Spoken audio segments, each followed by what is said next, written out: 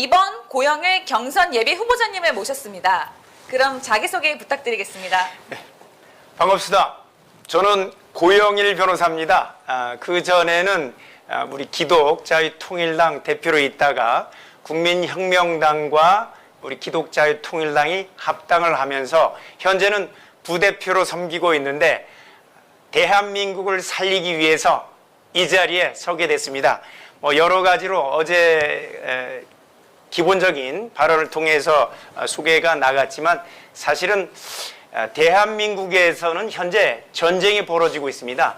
그 전쟁은 다름 아닌 바로 이 주사파와 그리고 대중 그리고 우리나라를 사로잡고 있는 헌정 질서를 무너뜨리는 세력 그리고 기회를 혼자 다 가져가려는 그 세력들과의 세 가지 전쟁이라고 보는데 그 전쟁을 수행하는 사람이 그 대통령이 자리에 합당하다고 보고 저는 사실은 전쟁을 하러 나와야 되는 장수로서 이 자리에 섰습니다.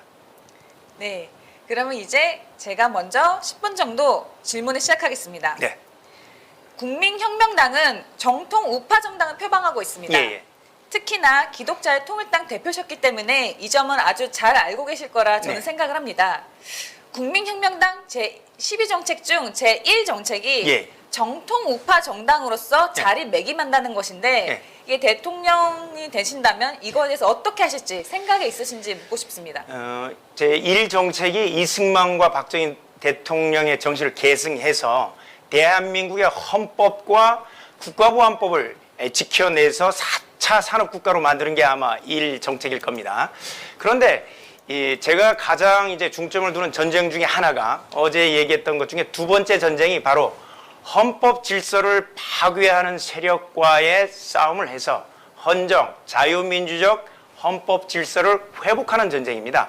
현재 이제 대한민국에서 일어나는 많은 부분들이 우리의 그 자유민주적 헌법 질서 그것을 무너뜨리려는 전쟁입니다. 그러니까 주사파가 지금 하고 있는 게 가장 먼저 우리 감염병 예방법을 통해서 자유민주적 기본 질서의 그 전제가 되는 권리들이 있습니다. 바로 신앙의 자유, 그리고 양심의 자유, 언론 출판의 자유, 그다음에 집회의 자유 이런 부분들을 일개 법률이 헌법에 보장된 권리들을 침해하고 있는 겁니다. 이게 바로 이제 자유민주적 헌법 질서를 이미 이제 무너뜨렸다는 이런 반증이 되는데 이런 싸움에서 우리가 나가려면 결국 헌법 전쟁 그리고 국가보안법과 같은 우리나라 헌정 질서를 지켜내려는 그 법률을 제대로 적용하는 이게 주어지는 두 번째 전쟁이라고 저는 생각하고 있는데 하여튼 저는 이 대통령이라는 직책에 서게 되면 아까 군사적인 싸움하는 것뿐만 아니라 이 체제 전쟁을 수행해야 되는데 그 체제 전쟁 중에 하나가 헌법 질서를 때법으로 지켜내야 되는 거예요. 그 전에 있는 많은 대통령들이 전쟁하는 거를 두려워했어요. 좋은 게 좋은 거다. 싸움을 안 하려고 하다 보니까 때법을 들고 일어난 세력에게 양보를 해버린 거예요. 헌정 질서보다 때법을 우선해서 들어주다 보니까 결국은 우리가 헌법 질서까지 무너지고 궁극적으로는 일개 법률을 통해서 나라의 근간이 되는 헌법 제도 자체를 뒤로 물러나게 하는 이런 일들이 벌어졌는데 결국은 이 부분이 헌정 질서를 보호하는 법률 중에 하나가 국가보안법이라는 겁니다. 그 내용이 저희들이 그 사법시험을 공부할 때는 방어적 민주주의라는 게 있습니다. 방어적 민주주의는 어떤 거냐? 나치 독일이 어떻게 발생했냐면 바이마르 공화국이라는 굉장히 좋은 헌법을 가진 공화국이 있었는데 다수당이 된 나치가 헌법을 개정해버린 거예요. 개헌해서 나치 체제를 만든 겁니다. 그래서 독일에서의 그 좋은 헌법이 다 무너지고 나치 헌법이 적용되면서 2차 대전도 일으키고 그에 대한 반성으로 독일에서는 자유의 이름으로 민주주의의 이름으로 자유를 해하려는 것에 대해서는 용납할 수 없다. 다수결로도 안 되는 원칙들을 정한 게 바로 이 방어적 민주주의인데 이게 좌파 정권들이 들어서면서 방어적 민주주의 개념이 없어졌습니다. 그래서 다수결이면 모든 게 된다고 생각을 하는 거예요. 그러나 현재 이루어지는 감염병 예방법의 개정이라든가 많은 법률들이 헌법에 반하는 법률들입니다. 이 부분이 방어적 민주주의 개념을 없애버린 이런 부분들인데, 저는 이 방어적 민주주의 개념을 이 대한민국 땅에 완전히 정착시켜서, 독일 같은 경우는 그걸 위해서 헌법보호청도 있습니다. 헌법보호청과 여러 가지 그 제도를 두고 있는데, 그거 외에 하여튼 독일보다 더 철저하게 방어적 민주주의 개념을 도입해서 대한민국의 헌정 질서를 이제 회복시키고, 특히 국가보안법을 통해서는 해결할 게 너무 많습니다. 현재 일어나고 있는 민주노총이라든가 많은 세력들은 국가보안법 제7조 하나로도 전부 다 우리가 제대로만 적용하면 해결할 수 있는 부분들인데, 이 부분이 적용 안 되다 보니까 우리의 헌정 질서가 무너졌습니다. 그래서 이 부분을 중점적으로 두고 저는 체제 전쟁을 수행할 것입니다.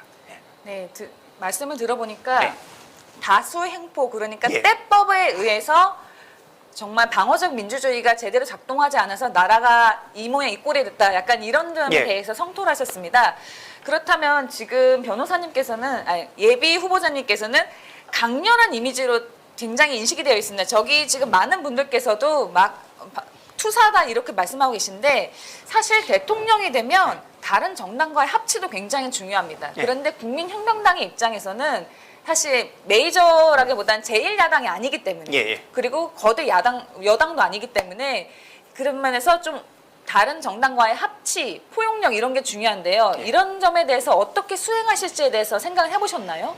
합치라는 부분은 이념적으로 같은 사람들은 얼마든지 합치를 할 수가 있습니다. 이념적으로 생각이 같은 사람들과는 얼마든지 양보를 할 수 있습니다. 그러나 이념적으로 전혀 다른 사람과, 예컨대 공산주의와 합치를 한다든가, 주사파 사상을 가진 사람들과 같이 합치를 한다든가, 이런 부분들이 되면 결국은 우리가 양보하지 말아야 할, 아까 얘기했던 자유민주적 헌법 질서를 양보하게 됩니다. 결국은 합치의 결과는 좌우 합작이 돼버리는 겁니다. 그래서 합치를 하되 자유민주적 헌정 질서를 인정하는 사람들과는 얼마든지 연대가 가능하다. 그러나 자유민주적 헌정 질서에 반하는 세력과는 저희들은 이 부분은 투쟁의 대상, 싸움의 대상이지 합치 대상은 아니다. 이런 얘기를 드리고 싶습니다. 그렇다면 사실 국정을 운영하는 데 있어서 거대 야당이 되어버리면 예. 사사건건 방해를 하지 않습니까? 예. 그렇다면 만약에 그 거대 야당이 전부 막 주사파들인 경우 합치를 예. 할 수 없는데, 예. 그거 어떻게 돌파할지에 대해서 저는 그 점을 묻고 싶습니다. 그 부분은 이거 좀 미묘한 부분인데요. 예. 저는 반드시 군사적인 충돌을 일으켜서라도 그 부분은 해결을 해야 됩니다. 군사적인 충돌이 발생하게 되면 계엄을 선포할 수 있습니다. 계엄을 선포하게 되면 국회의 기능과 일부 기능들을, 우리가 사법부의 기능들을 정지할 수가 있게 되는데, 그 계엄 선포를 통해서 해결을 해야 된다고 보고, 현재 상황으로는 주사파가 만약에 180석을 유지하고 있는 상황에서는 협치라든가 합의를 통해서 하지 못하는 경우가 너무 많게 됩니다. 그 부분을 해결할 수 있는 방법은 결국 계엄 선포밖에 없다고 생각하고, 군사적인 충돌을 일으켜서라도 저는 그 부분을 해결할 것입니다. 네, 알겠습니다. 예, 그렇다면 이제 저는 빠르게 하겠습니다. 만 53세로 국민혁명당 후보 중에서 가장 젊으십니다. 그렇다면 기성세대와 젊은 세대 간 어떤 점이 서로에 대한 오해를 풀 수 있는지, 어떤 점을 국민혁명당이 이끌고 가야 전 세대를 아우르는 정당이 될 수 있을지 그거에 대해서 여쭤보고 싶습니다. 사실 53세, 만으로는 52세인데요. 어찌 보면 이제 젊은 나이기도 하고, 어찌 보면 또 이 현재 젊은 세대들에게는 이미 기성세대로 취급이 되는 중간 세대라고 볼 수 있는데, 제 생각에는 중간 세대의 역할은 사다리 역할입니다. 기존에 이제 우리 아버지 세대가 겪었던 그 아픔도 알고, 왜냐면 저는 원래 이제 제주도 농촌에서 태어났고, 어머니는 현재 86세 해녀예요. 지금도 잠수를 하시고, 그 어머니 아버지의 세대의 농사 짓던 모습을 제가 알고, 그걸 경험했으니까. 그리고 제 밑에 후배들하고 늦게 이제 대학을 다시, 해양대를 나오고 나서 성균관대 법학과에 편입해서 들어가면서 2000년대 학번들, 그들과 같이 이제 부대 끼면서 고시 공부를 같이 했습니다. 그러다 보니까 그 사람들의 생각도 저는 알 수 있어요. 뭐 잘한다기보다는 그 사람들의 어느 정도의 생각을 공감할 수 있는 이런 부분들이 되는데, 현재 지금 상황은 뭐 단순히 기성세대와 젊은 세대의 생각의 차이가 아니라 특정 세력들이 그 기회를 독식한다는 점입니다. 예컨대 화천대유 사건을 보면 거기에 젊은 세대들이 들어가서 그 기회가 보장되었나요? 1153배의 수익을 얻을 수 있는 기회가 젊은이들에게 보장되어 있나요? 아닙니다. 기성세대 일부 세력들이 현재, 우리나라는 주사파 세력들이죠. 주사파 세력들이 기회를 독식해버린 겁니다.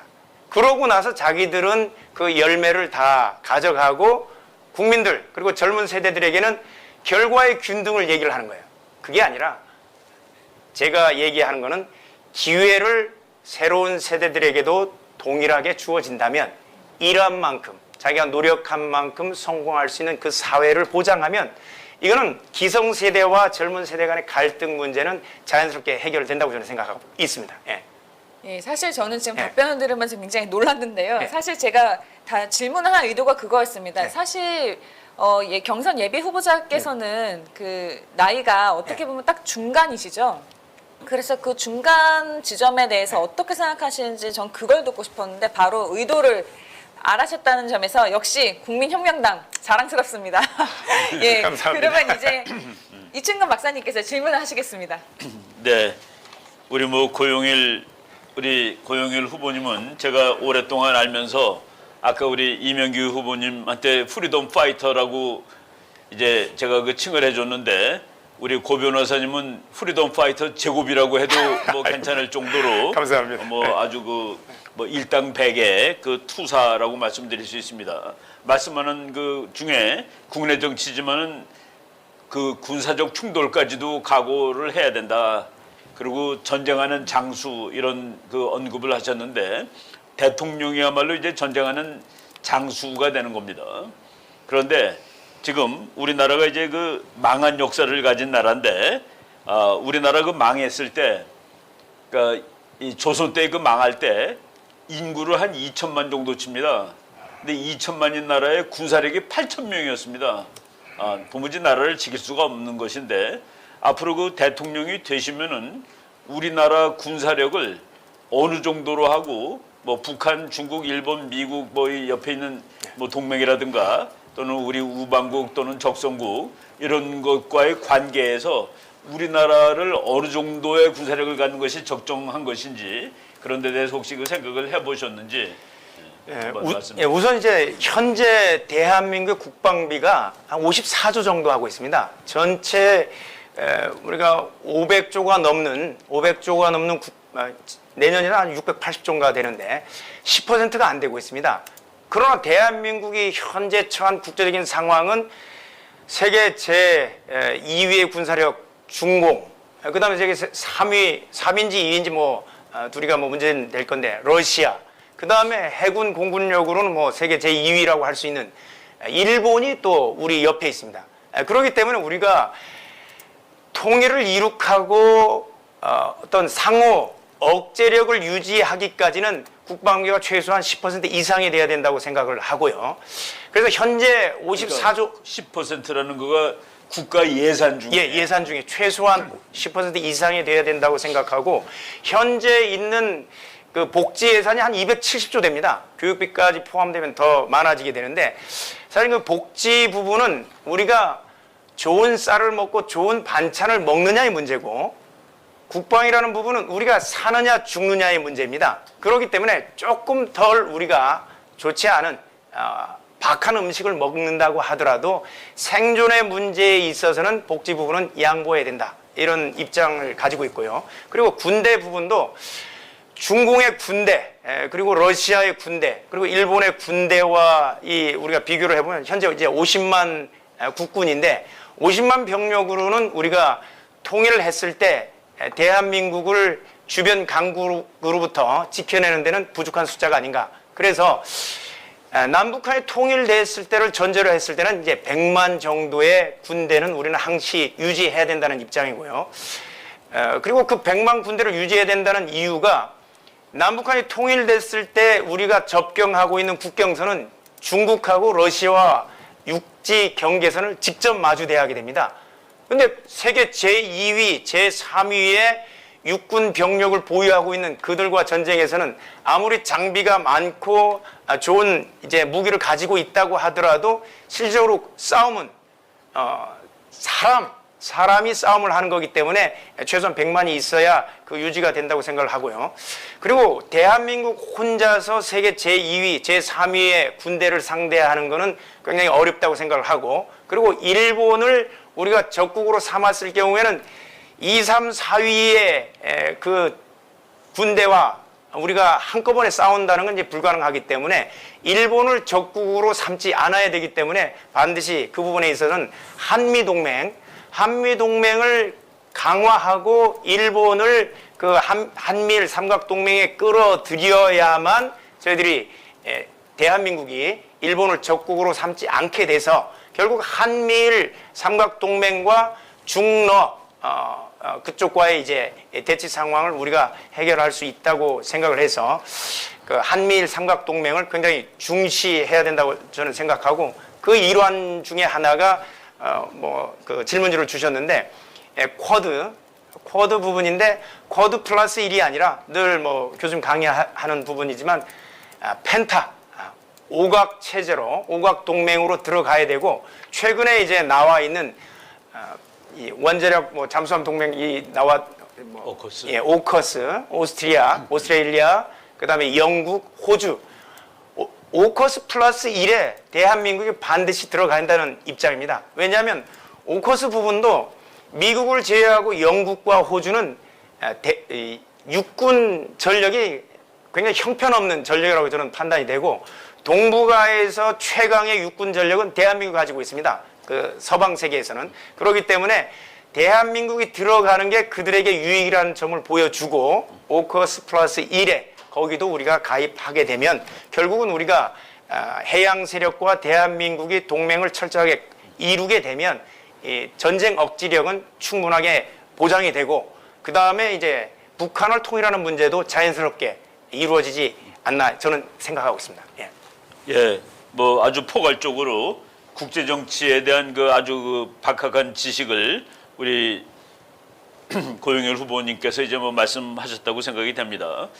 그 기독자유 통일당 그 대표로 계실 때 그 플래카드를 이제 붙인 거가 많은 사람들이 봤을 텐데, 우리 당은 중국의 그 지원금을 받지 않습니다라고 얘기를 한 것이 있습니다. 네네. 그러니까 그 중국과의 관계에 대해서 어떤 명확한 입장을 가지고 계신 것 같은데, 제가 정리를 하자면은 중국은 우리의 적이다라고 생각을 하시는 것 같아요. 예. 그 많은 국민들이 그래도 우리가 중국하고 거래를 잘해야지 먹고 사는 거 아니냐라고 반대를 하실 수가 있는데, 어떻게 설득하실 수 있을지 중국에 관한 견해를 어떻게 디펜드 할 수 있을지 한번 말씀해 주십시오. 예, 우선 이제 많은 분들이 이제 안미 경중, 안보는 미국, 경제는 중국과 해야 된다, 이런 부분 가지고 만약에 우리가 중국과 적국으로 삼게 되면 우리 경제가 다 파탄나는 게 아닌가, 이런 얘기를 하는 분들이 상당히 많은데, 실제로 미중 무역 분쟁이 일어났을 때 이 무역 적자, 미국의 무역 적자가 한 3천억 달러, 400조 정도 되는 무역 적자가 발생하는데, 그 적자를 메꿔줄 수 있는 방법이 한국에서 중국으로 갔던 공장을 대한민국이 다시 다 되찾아오면 됩니다. 왜냐하면 우리가 중국에 수출하는 소재는, 그러니까 완제품을 수출하는 게 아니고 반도체와 같은 소재를 수출하고, 그 소재를 통해서 완제품을 중국이 미국으로 수출하는 구조가 되기 때문에 우리가 공장을 다시 유치하는 방법을 취하고 그 미국과 직접 완제품을 수출하는 구조로 중국의 역할을 우리가 가져오면 됩니다. 가져오면 되고, 그 다음에 중국과 미국을 어떻게 그중에서 택한다고 하면 저는 당연히 미국을 택하는데, 그 택하는 방법은 이기는 편을 택하면 됩니다.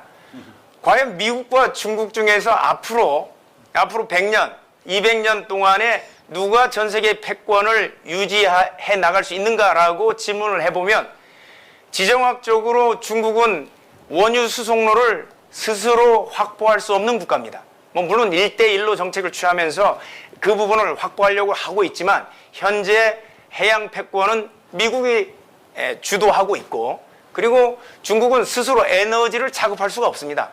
결국은 에너지를 자급할 수 없고 원유 수송로, 에너지 수송로를 확보하지 못한 나라는 패권 국가인 미국과의 싸움에서 질 수밖에 없습니다. 그리고 미국은 셰일가스 혁명을 일으키면서 전 세계 최대 산유국이 됐습니다. 에너지를 자급할 수 있고, 그 다음에 현재 해양 패권을 장악하고 있는데 앞으로 어떤 학자는 300년까지도 할 수 있다고 하니까 이기는 편에 붙으면 우리도 떡고물을 얻어먹을 수 있습니다. 그리고 영원히 얻어먹을 수 있기 때문에 저는 당연히 미국 편에 서서 그 동맹을 유지해야 된다고 저는 생각하고 있습니다. 예, 우리 고용일 후보께서는 평소에 국제 정치를 엄청나게 열심히 공부하고 있다고 제가 이제 알고 있었는데, 오늘 상당히 그 해박한 국제 정치 지식을 이제 발휘하셨습니다. 아주 높은 점수를 줄 수 있다고 생각을 합니다. 감사합니다. 저는. 네. 네. 그러면 이제 20분이 되었습니다. 전 목사님이라는 용장 밑에 경선 예비 후보자들이라는 약졸이 없다는 댓글이 참 와닿습니다. 주사파들과 싸우기 위해서라면 군사 충돌까지도 두려워하지 않으시는 분, 실천력이 장점인 국민혁명당의 경선 예비 후보자 나오십니다. 그럼 저희는 잠시 후에 다시 뵙겠습니다. 의병방송 구국 캠페인 전광훈 대표의 국민혁명당 1000만 명 당원 가입운동에 동참합시다. 가족, 지인, 친구 10명 이상 가입시키면 나라를 구합니다. 다음 책을 구입 필수 독서합시다. 지만원 박사의 5.18 답변서, 이 책 판매 중지 절판되면 5만원 책이 500만원 될 수도 있습니다. 변희재 고문의 태블릿 사용 설명서, 판사, 검사의 불법을 고발하는 책입니다. 오종창 대기자의 어둠과 위선의 기록 탄핵백서입니다. 조작, 사기 반역자들을 고발합니다. 호악하는 국민, 나라를 살리고 TV만 보는 국민, 나라 망하는 줄도 모르고 있습니다. 의병 신백훈 올림.